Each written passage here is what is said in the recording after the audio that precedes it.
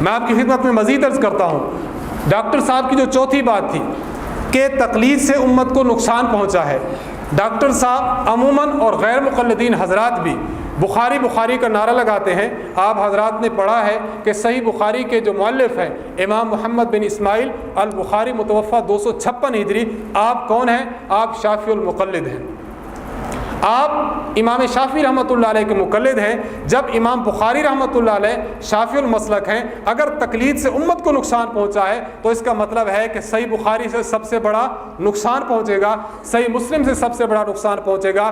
جو حضرات محدثین اس امت میں گزرے ہیں اور حضرات مقلدین ہیں، ان سے امت کو بڑا نقصان پہنچے گا۔ پھر ہم ڈاکٹر صاحب کی خدمت میں عرض رساں ہیں، آج کے بعد آپ قرآن کریم کی کسی تفسیر کا حوالہ دیں، کیوں؟ اس لیے کہ اس کے مفسرین مقلد ہیں۔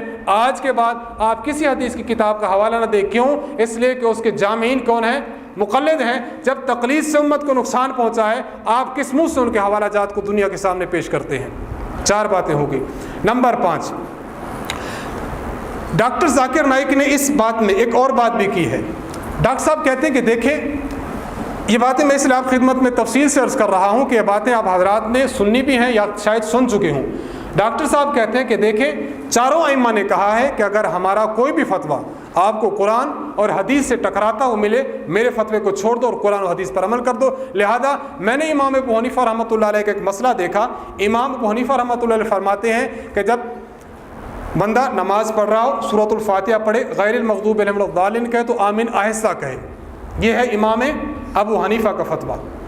لیکن میں جب دیکھتا ہوں صحیح بخاری میں کئی حدیثیں، رسول اللہ صلی اللہ علیہ وسلم فرماتے ہیں when you finish your فاتحہ you say آمین loudly, so I say آمین loudly۔